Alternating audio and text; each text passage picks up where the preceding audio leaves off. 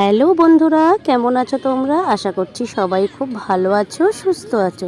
স্বপ্নকা ফ্যামিলির নতুন একটি ব্লগে তোমাদের অনেক স্বাগত, অনেক ভালোবাসা জানাই।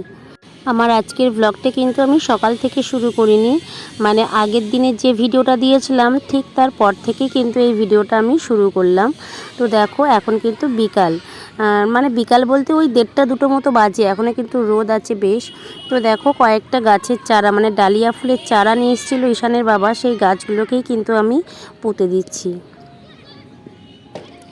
তো কয়েকটা গাছ লাগিয়েছি, দেখো গাছগুলোকে কিন্তু মোটামুটি ফুল চলে এসছে। শীতের সময় ফুল তো হবেই।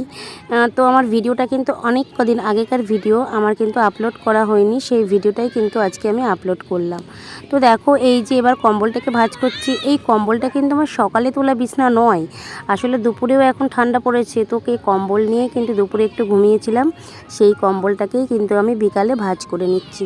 তো যাবো একটু ও বাড়িতে আসলে মা ফোন করেছিল যাওয়ার জন্য, বলল বেশ কয়েকদিন যাওয়া হয়নি, তো এই কারণেই যাব।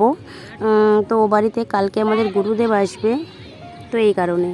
তো দেখো এই বাড়িতে চলে এসেছি। তো এই বাড়িতে এসে আমার ছেলের বায়না একটু সিঙ্গারা দিয়ে মুড়ি খাবে, তো মা একটু দেখো মুড়ি মেখে দিল, আর এদিকে কিন্তু দিয়া চা করছে। তো চা আর এই যে মুড়ি খেয়ে আমি কিন্তু যাব আমার জেঠিমাদের বাড়ি। তো জেঠিমাদের বাড়ি কালকে কিন্তু আমাদের গুরুদেব আসছেন আমার জেঠুর বাৎসরিক উপলক্ষে। তো সেখানে গিয়ে কয়েকটা সবজি বানাতে হবে, তো এই কারণে আমাকে জেঠিমা ডেকে গেলেন। তো ওখানেই যাব, গিয়ে দেখো আরও সব বোনেরা এসছে, সবাই মিলে কিন্তু আমরা এই সবজিগুলো বানিয়ে নিচ্ছি। কালকে হবে আমার জেঠুর বাড়ি বৈষ্ণব সেবা, তার জন্যই কিন্তু আমাদের গুরুদেব আসবেন। অনেক সবজি বানানোর ব্যাপার, এই কারণে এরা কিন্তু আগেই বসে গেছে, আমি কিন্তু অনেকটা পরে গিয়ে সবজি বানাতে বসেছি। এই যে আমার বোন দেখছো, এটা দিদি, এটা একটা বড় মা, এই একটা বড় মা। তো দেখো সবজি বানানো হয়ে গেলে আমার ভাইয়ের ঘরে একটা এই যে বেতের দোলনা আছে, তো ঈশান বায়না করলে একটু চড়বে, তো আমি বসে চড়ছিলাম, তো আমার কোলে ও এসে বসে নিল, তো দুজনেই একটু দোলনাটা চড়ছি। দোলনাটা কিন্তু বেশ সুন্দর, বেতের এই ধরনের দোলনা কিন্তু ভীষণই ভালো লাগে। তো এই ধরনের দোলনা তোমাদের কার কার পছন্দ হয় অবশ্যই আমাকে কিন্তু কমেন্ট করে জানিও, আর দোলনাটা কেমন লাগছে সেটাও কিন্তু আমাকে বলো। বেশ সুন্দর একটা বাড়ি হবে, বাড়ির একটা ব্যালকনি হবে, এরকম একটা দোলনা হবে, খুবই ভালো লাগে বলো। এরকম একটা শখ আমার মনে হয় প্রত্যেকের মধ্যেই আছে, আমার তো ভীষণই আছে, কবে হবে সেটা আমি জানি না। তো চলো একটু ভাইয়ের দোলনাটাই আমি একটু চড়ে নিলাম, মানে ভাইয়ের তো নয়, ভাইয়ের ছেলের দোলনা। তো এদিকে আমি এসে দেখছি দিয়া দেখো ডাল ভাতে আলু সেদ্ধ, মানে মাই রান্না করেছে, দিয়া কিন্তু ডাল ভাতে আলু সেদ্ধটাকে মাখছে। তো রাতের খাওয়া দাওয়া করে কিন্তু আমি বাড়ি চলে যাব। বাড়ি গিয়ে আবার সকালবেলা উঠে আবার স্নান করে কিন্তু এ বাড়িতেই চলে আসব, কারণ কি ওই যে গুরুদেব আসবে বললাম।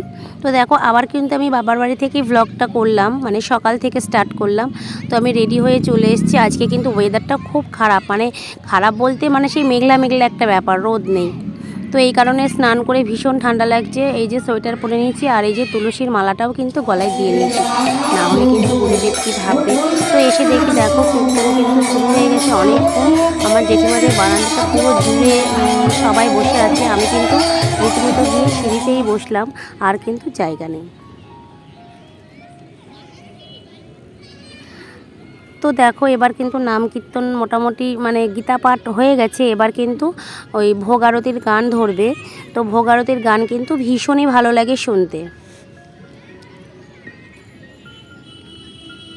আমাদের গুরুদেব কিন্তু এসে গেছেন, গুরুদেব কিন্তু ভোগ আরতির গান হচ্ছে এদিকে, আর গুরুদেব কিন্তু ঘরের মধ্যে ঠাকুরকে ভোগ দিচ্ছে আর কি, মানে আর কি আরতি হচ্ছে। দেখো এই হলেন আমাদের গুরুদেব।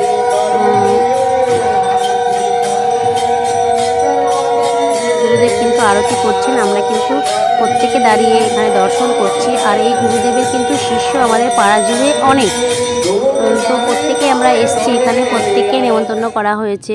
গুরুদেবের সান্নিধ্য পেতে আমরা সকলেই চলে এসেছি।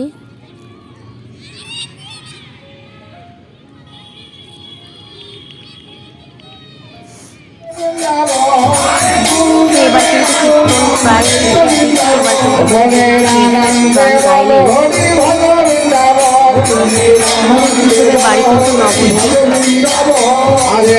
গুরুদেবের বাড়ি এখন অবধি আমি যাইনি, যাওয়া হয়নি, অনেকেই যাই।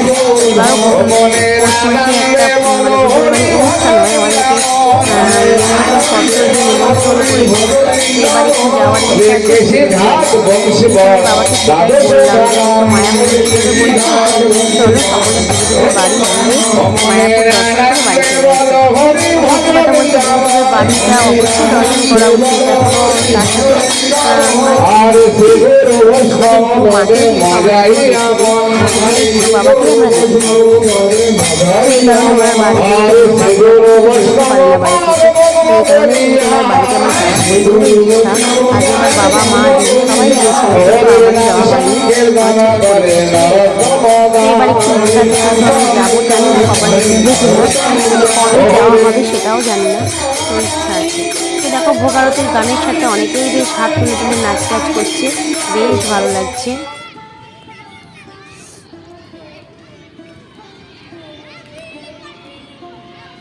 তো দেখো ভাই এসছে, এবার আমরা সবাই কিন্তু গুরুদেবকে দক্ষিণা দিয়ে প্রণাম করছি। ভাই আরও অনেকেই আছে যারা গুরুদেবের শিষ্য, প্রত্যেকেই কিন্তু এখানে এসছে।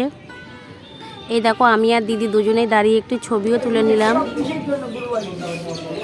গুরুদেবকে একটা ধুতি দিয়েছি আর কি। গুরুদেব যখন দীক্ষা নিয়ে আমরা তখন কিন্তু কিছুই দেওয়া হয়নি, তো এই কারণে একটা মনে সুপ্ত ইচ্ছে ছিল গুরুদেবকে কিছু দেব, তো আজকে সেটা দিলাম আর কি। গুরুদেবকে একটা ধুতি দিয়েছি।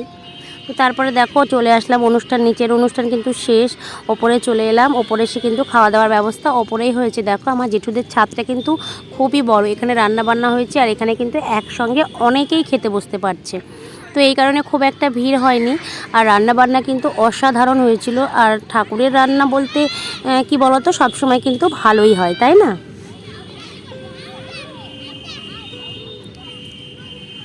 তো আমি দিদি ঈশান সবাই একসঙ্গে খেতে বসে গেছি। আর এদিকে দেখো আমার বাবা কিন্তু খেতে বসেনি, এই যে সবাইকে প্রসাদ বিতরণ করছে বাবা।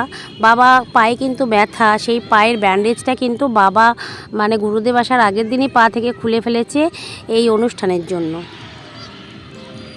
আসলে বাবা এই সমস্ত কাজ করতে ভীষণই ভালোবাসে। তারপর দেখো এই যে গুরুদেব বসে রয়েছেন, গুরুদেবের কথা শোনার জন্য আমরা কিন্তু গুরুদেবকে ঘিরে গুরুদেবের পাশে বসে আছি। আর সত্যি কথা আমাদের গুরুদেব কিন্তু খুবই ভালো মানুষ, মানে সত্যি আমাদের গুরুদেব আমাদের কাছে কিন্তু আমাদের চোখে দেখা ভগবান, এটা আমরা সবাই জানি। তো সেই হিসেবে গুরুদেবকে পাশে পেয়ে আমরাও খুব ধন্য। আর আমরাও গুরুদেবের চরণে বসে অনেকক্ষণ তার কথা শুনছিলাম। আর আমার বাবা তো ভীষণই ভক্ত, তোমরা সকলেই জানো। বাবাও মানে গুরুদেবকে ভীষণ শ্রদ্ধা করে। আর এই যে বাবাকে দেখে আমরা কিন্তু এগুলো শিখছি। আর এদিকে ঈশানের বাবা অনেকটা পরে গেছিলো, তো ও খুব একটা মানে ওকে সেই জোর করে দীক্ষা নেওয়ানো আর কি, তো খুব একটা এখনও এই পথে ইচ্ছেটাও খুব একটা হয়নি। তো যাই হোক, দেখলাম গুরুদেবের সঙ্গে কিন্তু একটু দাঁড়িয়ে গল্প করলো, তো সেই ভিডিওটাই কিন্তু আমি একটু তুলে নিলাম। তো এরপরে দেখো গুরুদেব কিন্তু রওনা দেবেন তার বাড়ির উদ্দেশ্যে। তো সকলে একটু প্রণাম সেরে নিয়ে এই যে গুরুদেব এবার বেরিয়ে যাবে। তো আমরাও সকলে গুরুদেবের সঙ্গে নিচে নেমে এলাম। এই দেখো এবার গুরুদেব কিন্তু বেরিয়ে যাচ্ছেন।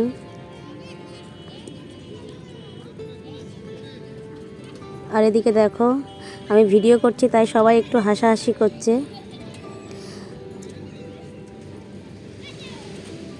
তো যাই হোক বন্ধুরা, আজকের ভিডিওটা কিন্তু আমি এখানেই শেষ করছি। আবার দেখা হবে নেক্সট আরেকটা ভিডিও নিয়ে। ততক্ষণে সবাই ভালো থেকো, সুস্থ থেকো। সকলকে টাটা।